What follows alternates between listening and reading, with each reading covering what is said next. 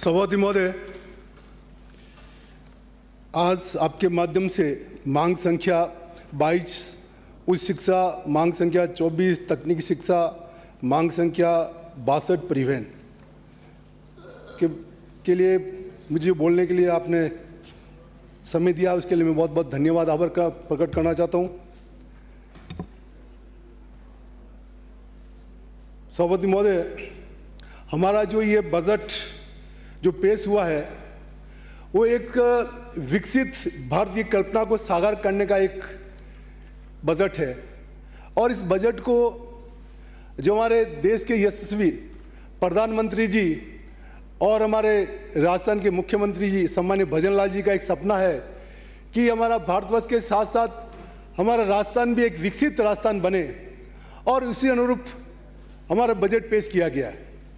आज मैं मांग संख्या 22, 24, 62 के माध्यम से मैं आपको बताना चाहता हूं कि हमारी सरकार का जो एक बजट हुआ है वो एक साहसिक बजट है। उच्च शिक्षा, तकनीक शिक्षा को ध्यान रखते हुए इन्होंने एक मील का पत्थर साबित किया है। हमारी सरकार द्वारा इस बजट वर्ष 2024-25 में गुरु शिष्य के संबंध की परंपरा को पुनः स्थापित करने का काम किया है।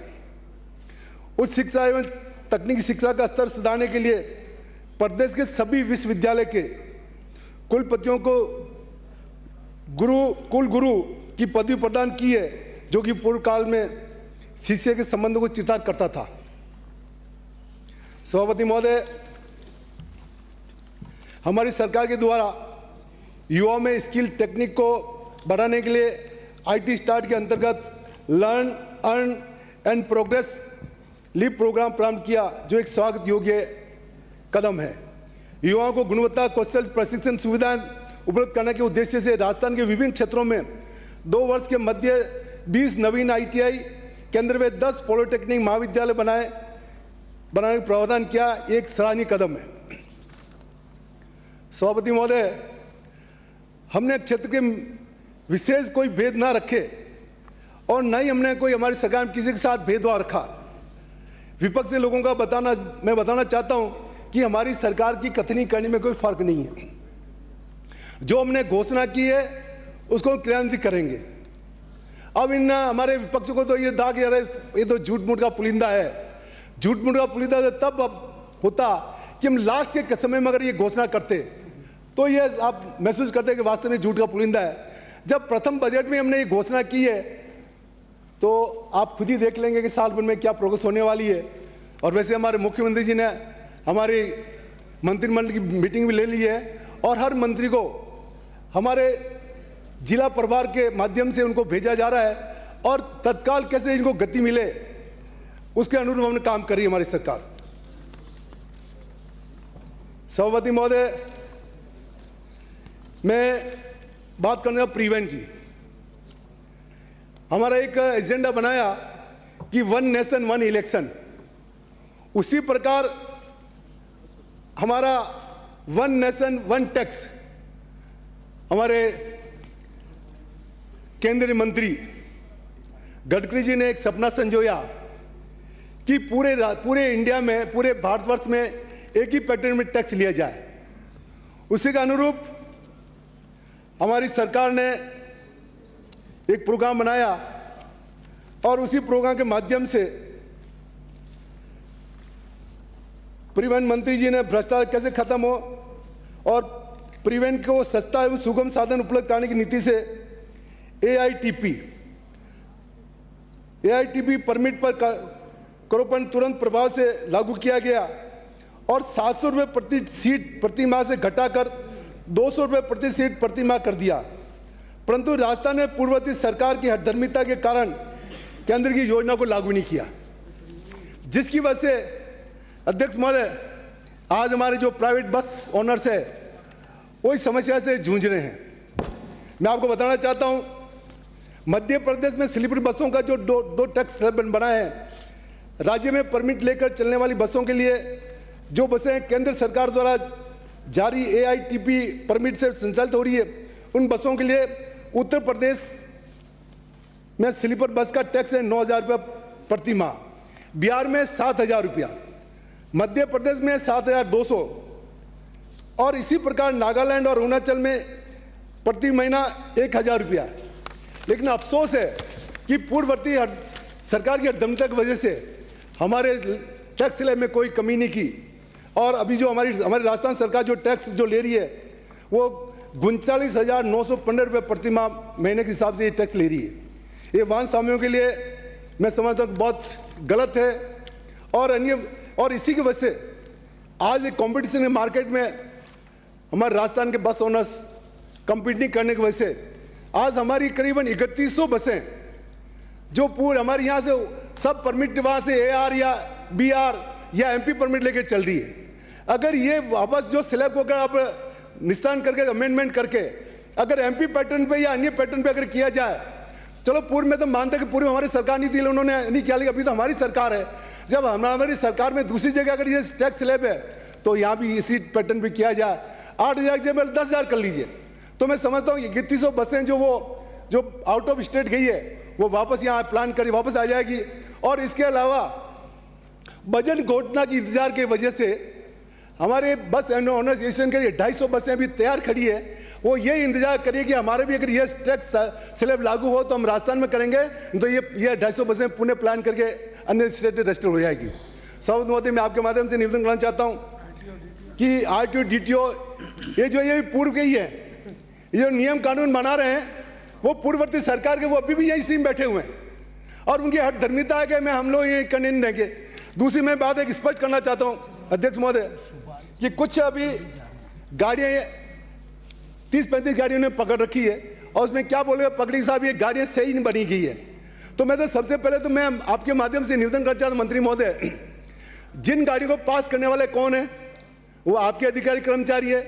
अगर बस ओनर तो शायद मैं समझता हूँ कम पढ़े लिखे, उनको इतना पता भी नहीं होता, लेकिन जो इंजीनियर जो है जो आपके RTO DTO है, मैं समझता अगर उन्होंने गलत तरीके से उन्होंने पास की है तो सबसे पहले सजा उनको मिलनी चाहिए।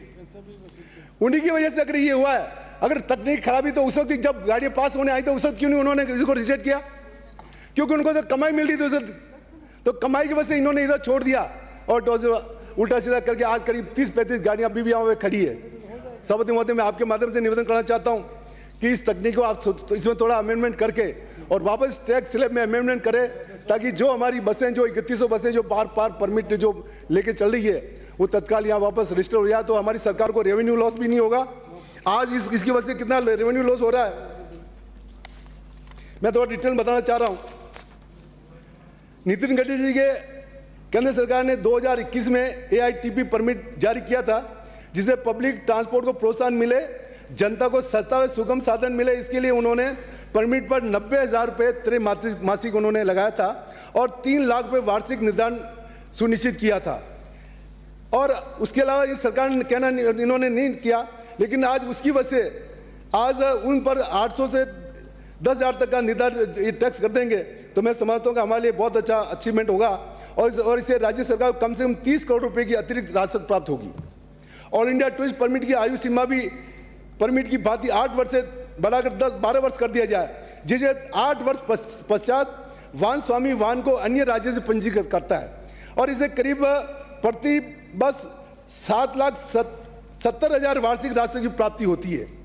तो मेरा आपके माध्यम से निवेदन है मंत्री जी को कि अगर इसी स्लैब में अगर हमारे रास्ता में ये अगर चालू कर दिया जाए, मैं समझता हूँ कि हमारे लिए बहुत अच्छी एक व्यवस्था हो जाएगी। और दूसरी जो आप बातें करते हैं, जो पूर्ववर्ती सरकार बसों में व्यावसायिक सामान परिवहन करने के लिए 6,000 रुपये मासिक शुल्क निर्धारित किया गया है और इसी जगह अगर यही टैक्स वसूल करे तो इसे हमें सरकार को कंपाउंडिंग फी के रूप में रसीद काट कर बसों को निर्बाध चलाने की या अगर परमिशन देंगे तो इससे करीबन 20 करोड़ रुपये प्रतिवर्ष राशि की बढ़ोतरी होगी। सभापति महोदय, मैं आपके माध्यम से सरकार का ध्यान आकर्षित करना चाहता हूं कि राजस्थान राज्य परिवहन में कुल बसें 2,500 बसें हैं और 2,500 बसों में और इसी के अगेंस्ट में अगर मैं देखूं तो 3100 बसें राज्य में पंजीकृत है। केंद्र सरकार की पब्लिक ट्रांसपोर्ट को बढ़ावा देने के लिए जो नीति है उसको प्रभावित होकर 1,000 बसें प्रतिवर्ष बन रही है, जिससे GST के रूप में राज्य सरकार को करीबन 150 करोड़ रुपए की राशि प्राप्त हो रही है। परिवहन विभाग घाटे का उपकरण जबकि आज राजस्थान रोड की बात करूं, ये एक हमारे लिए सफेद हाथी के रूप में ये हमारे राज्य को एक नुकसान हो रहा है, इससे कोई फायदा होने वाला नहीं है। हमारे श्रवण जी लास्ट टाइम बोल रहे थे कि साहब ये रोडवेज तो इतना घाटे का सौदा है। आज राजस्थान रोडवेज चलाने के लिए हमारी सरकार उसमें टैक्स में रियायत देती है, जीएसटी में रियायत देती है, पेट्रोल डीजल में रियायत देती है, उसके बाद भी हमारी बसें घाटे में क्यों चलती है? प्राइवेट बसें तो घाटे में चल रही है, ये बसें क्यों घाटे में चल रही है? क्योंकि इसका कोई धनी थोड़ी नहीं है, इसका कोई मार्गदर्शन करने वाला नहीं है। आरटीओ डीटीओ भी रोड पे खड़े होते हैं, उनकी ड्यूटी क्या होती है? उनकी ड्यूटी ये होती है कोई एक्सीडेंट हो तो वहाँ तत्काल वहाँ पे फर्स्ट एड मुहैया कराया जाए, कोई ट्रैफिक जाम है वहाँ कर दे, वहाँ को व्यवस्थित किया जाए, वो ये काम नहीं करते हैं। रात को 2 बजे 3 बजे तक भी आज कोई भी अधिकारी कर्मचारी कोई शायद मैं समझता हूँ कि अपना घर जब रात को छोड़े कोई जाता नहीं है, लेकिन वहाँ के रातों रात वसूली होती है, रात भर वसूली करने में खड़े होते हैं। वो काम जरूर करेंगे, लेकिन किसी जनता का भला या कोई यातायात का भला करने के लिए ये लोग प्लीज सदस्य सहयोग करें। तो अध्यक्ष महोदय मेरा आपसे निवेदन है कि इन पे कुछ गौर फरमाया जाए। और दूसरी बात में मेरा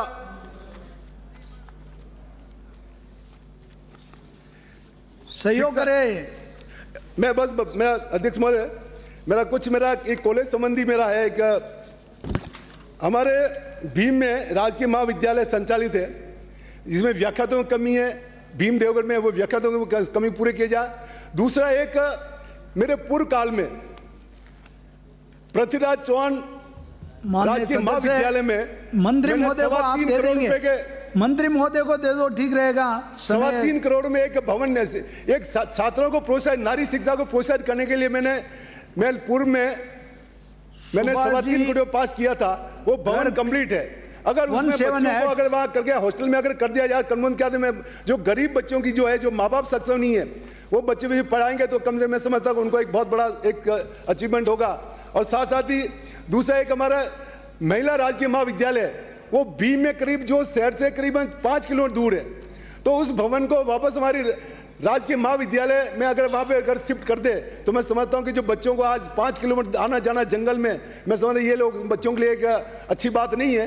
तो मैं समझता अगर ये बच्चों को अगर अच्छी शिक्षा दीक्षा दे, एक ही प्रेमिसेस में अगर ये हो जाएगा तो बहुत बड़ा एक अचीवमेंट होगा। आपने समय देने के लिए बहुत बहुत धन्यवाद।